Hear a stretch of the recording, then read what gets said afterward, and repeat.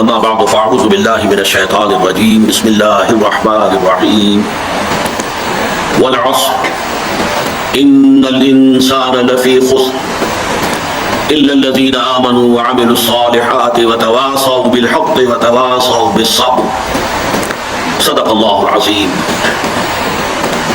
رب اشرح لي صدری ویسر لي امری واحلل عقدۃ من لسانی یفقهوا قولی اللهم ارحمنا بالقرآن العظیم واجعله لنا اماما ونورا وهدى ورحمة آمین یا رب العالمین۔ معزز حاضرین اور محترم خواتین، مطالعہ قرآن حکیم کے اس منتخب نصاب کا سلسلے وار درس آج ہم شروع کر رہے ہیں۔ اس کا نقطۂ آغاز ہے سورۃ العصر جو ابھی میں نے تلاوت کی ہے، اور مجھے یقین ہے کہ آپ میں سے اکثر حضرات کو یہ سورہ مبارکہ زبانی یاد ہوگی۔ اس ابتدائی نشست میں میں چاہتا ہوں کہ اس سورہ مبارکہ کے بارے میں 4 تمہیدی باتیں اور تعارفی باتیں آپ نوٹ فرما لیں۔ یہ نہ صرف اس سورہ مبارکہ کے بارے میں بلکہ قرآن مجید کے بارے میں بحثیت مجموعی بعض تعارفی امور بن جائیں گے۔ سب سے پہلی بات یہ کہ یہ قرآن حکیم کی مختصر ترین صورتوں میں سے ہے، کل 3 آیات پر مشتمل ہے، اور یہ نوٹ کر لیجئے کہ 3 آیات سے کم پر کوئی صورت مشتمل نہیں ہے۔ قرآن حکیم کی 114 صورتوں میں سے کوئی صورت 1 آیت یا 2 آیتوں پر مشتمل نہیں ہے، کم سے کم آیتیں 3، اور اس میں اتفاق یہ ہے کہ 3 ہی صورتیں ہیں جو 3 آیات پر مشتمل ہیں۔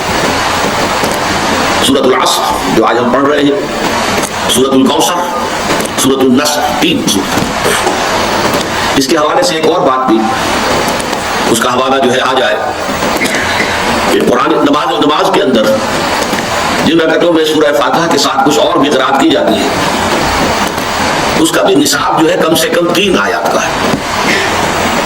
اگرچہ کوئی ایک آیت اگر طویل ہو، جیسے آیت الکرسی ہے، آیت البر ہے، تو معاملہ دوسرا ہے، ایک آیت بھی کفایت کر جائے گی، لیکن یہ کہ عام طور پر اس کا نصاب جو ہے وہ 3 آیات کا ہوتا ہے کہ کم سے کم 3 آیات کی قرات کی جائے۔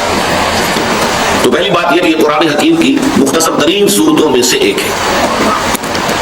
دوسری بات یہ نوٹ کیجئے کہ یہ قرآن حکیم کی ترتیب نزولی کے اعتبار سے اولین صورتوں میں سے ایک ہے، اور اس ضمن میں یہ بات نوٹ کر لیں، قرآن مجید کی تنزیل میں اللہ تعالیٰ کی حکمت یہ شامل رہی ہے کہ ابتدا میں جو صورتیں نازل ہوئی وہ حجم میں بہت چھوٹی،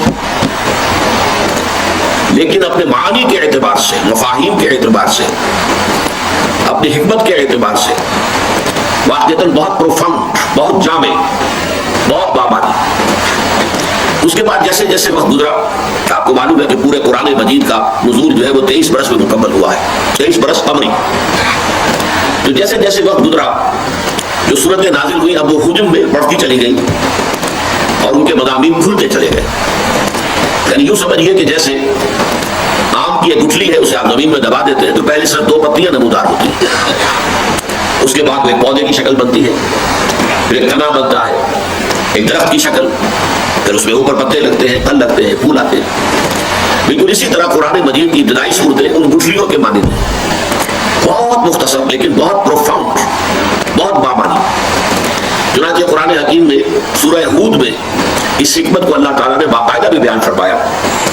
الف لام را کتاب احکمت آیاتہ ثم فصلت من لدن حکیم خبیر۔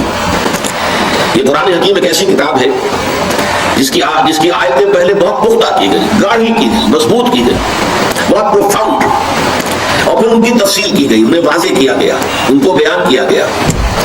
تو جیسے میں مثال ابھی دے چکا ہوں، آم کی گٹھلی سے درخت کے بننے کا پروسیس، یا جیسے کہ کوئی کلی ہو جو پھر کھل کر پھول بنتی ہے، تو کلی کے اندر جو پتیاں موجود ہوتی ہیں نظر نہیں آتی، اب جب وہ پھول کھلتا ہے تو وہ پتیاں آپ کے سامنے آ جاتی ہیں۔ تیسری بات یہ نوٹ کیجیے کہ ابتدائی صورتیں جو ہیں ترتیب مصحف کے اعتبار سے یہ بھی عجیب حکمت ہے اللہ تعالیٰ کی، لیکن یہ کہ یہ موضوع میرا اس وقت نہیں ہے، میں تفصیل میں نہیں جاؤں گا کہ وہ حکمت کیا ہے۔ مصحف میں سب سے پہلے نازل ہونے والی صورتوں کو سب سے آخر میں رکھا گیا۔ یہ 30واں پارہ ہے، آپ کو معلوم ہے 37 صورتیں اس کے اندر موجود ہیں، ایک پارے کے اندر، پارہ عام جسے ہم عام طور پر کہتے ہیں، اور اس میں یہ چھوٹی چھوٹی صورتیں آخر میں آ کر تو بہت یہ حجم چھوٹا ہو جاتا ہے، 3 آیتوں کی، 4 5 آیتوں کی صورتیں۔ پھر اس سے ذرا پیچھے چلتے ہیں آپ کو 8-10 آیتوں کی، اس سے پیچھے چلتے ہیں تو 10-15 آیتوں کی. یہ سب سے چھوٹی صورت قرآن مجید کی، اور جو سب سے پہلے نازل ہوئی وہ مصحف میں سب سے آخر میں رکھی گئی. اور وہ صورتیں کہ جو 12, 15, 16, 17 سال بعد نازل ہوئی ہے آغاز کے، وہ ابتدا میں ہے. سورہ بقرہ ہے، سورہ آل عمران ہے، سورہ نساء ہے، سورہ مائدہ ہے. بڑی طویل صورت ہے.